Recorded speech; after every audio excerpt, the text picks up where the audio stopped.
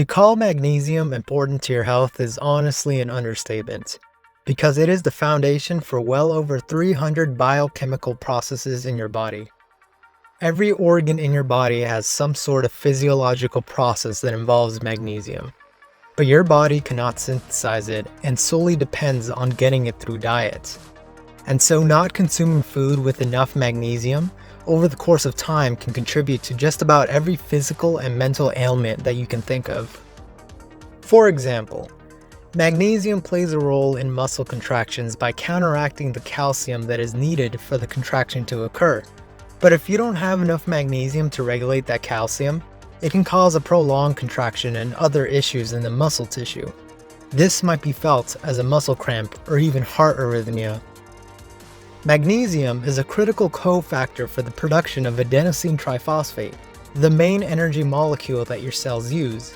But without magnesium, your enzymes struggle to promote the production of ATP, leading to your cells having less energy for its processes.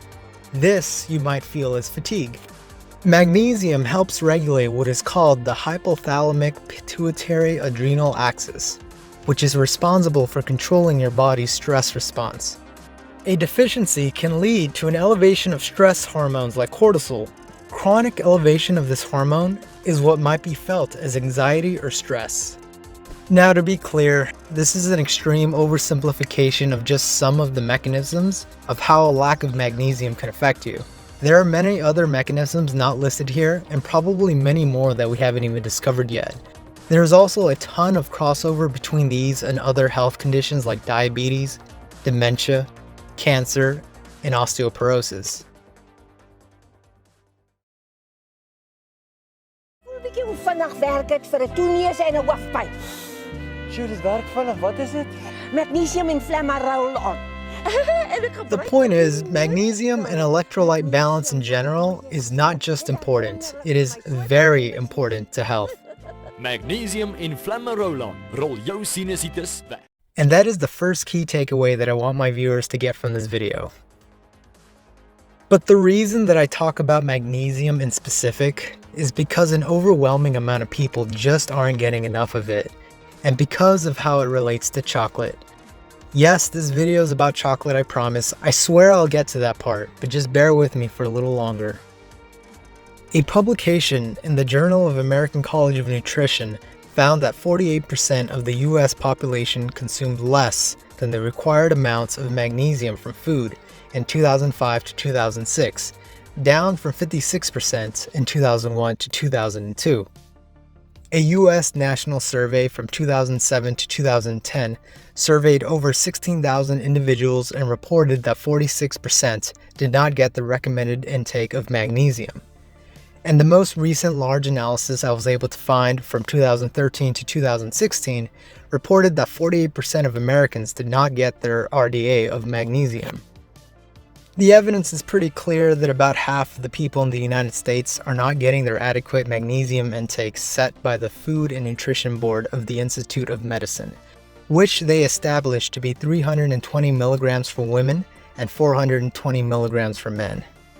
Now, throughout the years, there have been several experts that have stated that they actually disagree with the RDA and advocated to set the bar even higher. Notably, Dr. Sherry Lieberman and Dr. Andrea Rosenoff.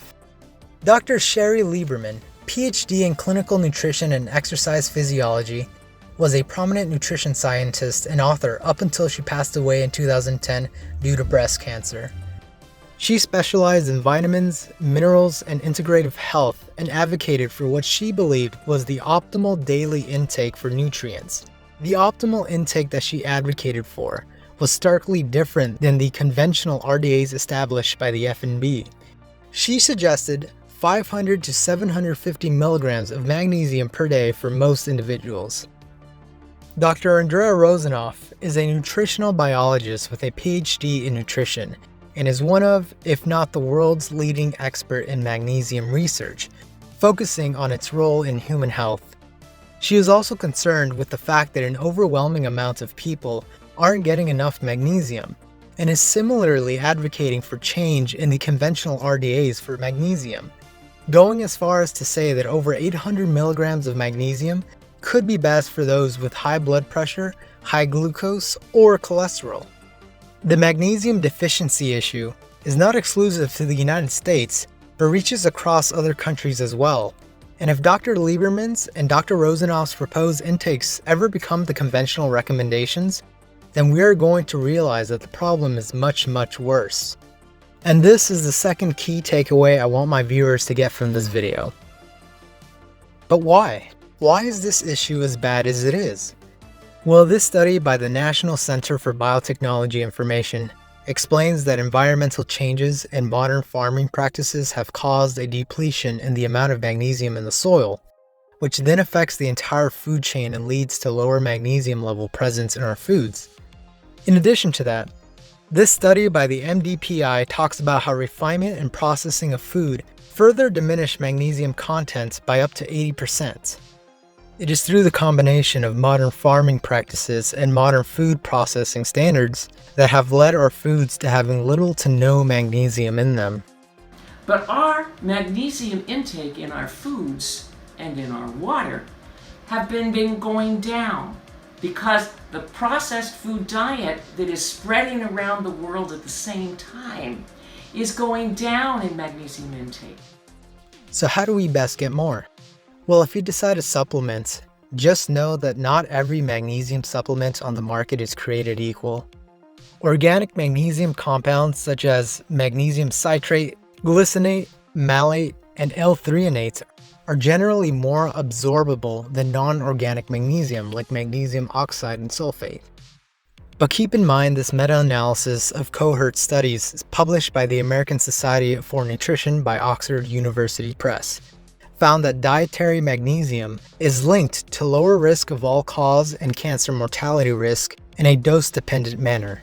Meanwhile, supplemental magnesium intake showed no significant association with a reduced risk of all-cause cardiovascular and cancer mortality. Now you could argue that this is due to a healthy user bias, where people who tend to get more magnesium from their food generally have healthier eating habits, and honestly just healthier habits overall. Well yeah, that's the thing. A continuously reoccurring theme in the medical and nutritional literature is that getting your nutrients from a non-isolated and unrefined whole food source is normally better than supplementing it. And yes, I have no doubt that a supplemental intervention might be more viable for some people, but it doesn't change the fact that both deficient and non-deficient people should prioritize getting magnesium from their diets. And this is where Chocolate! Chocolate! Chocolate! finally comes in. Chocolate! But before I get into that, I want to list the third key takeaway from this video. And I do want to mention that there are no absolutes and no one-size-fits-all situations in health and nutrition. So sometimes when I make a claim, I'll have a footnote in the corner that adds nuance and disclaimers for the sake of integrity. Cacao has a ton of magnesium in it, with 100 grams providing up to 499 milligrams of magnesium, which is 119 to 125% of the RDA established by the FNB.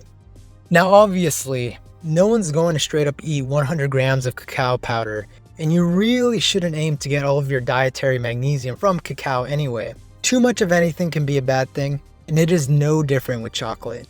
But the reason it's significant is because, gram for gram, cacao is more mineral dense than a ton of other magnesium-rich foods. This is a table showing magnesium-rich foods provided by the Office of Dietary Supplements, which is part of the NIH. But they don't put cacao and dark chocolate on this table, so I took the liberty of doing it for them. While not the number one spot, cacao and dark chocolate would rank very high on the table they provided, which makes sense because the highest magnesium-rich foods are plant seeds, and cacao beans are technically the seeds of the fruits of the Theobroma cacao tree.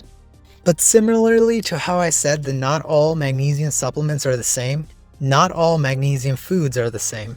The magnesium in cacao is nutritionally similar to that in other plant foods, being present in its natural ionic form, and highly bioavailable and absorbable by the body. But what makes cacao stand out from other magnesium sources is that it also has a ton of complementary nutrients, antioxidants, and polyphenols, on top of being very magnesium dense. These additional nutrients might actually help in the absorption of its magnesium, making it potentially more bioavailable than other magnesium foods, even those that have more magnesium by sheer number.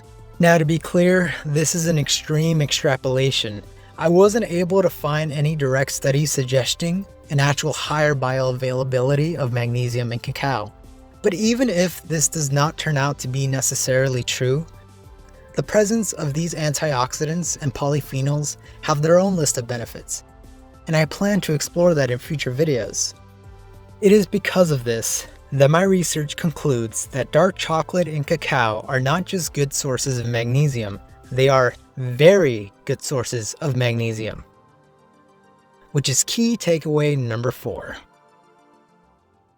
But Chocolato Lenski, what about magnesium depletion in the soil and the processing that you mentioned earlier? Well, traditional cacao is typically grown in agroforestry systems, which have diverse plant species within them.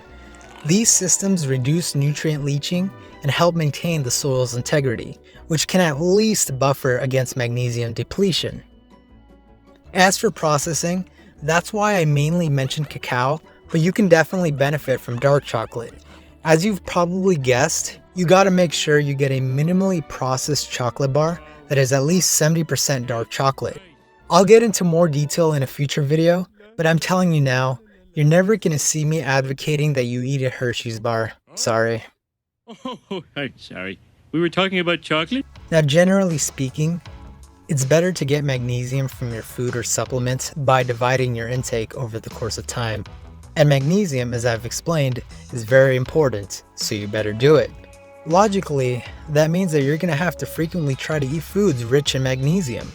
Imagine that, having to eat chocolate frequently. Oh, the absolute horror. And with that, I can now conclude the final takeaway from this video.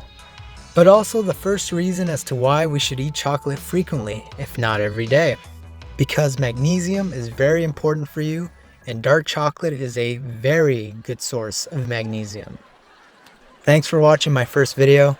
I plan to make many more like this, but I also intend to uphold integrity in my research. So you're going to be seeing me make videos discussing subjects that most chocolatiers might avoid discussing.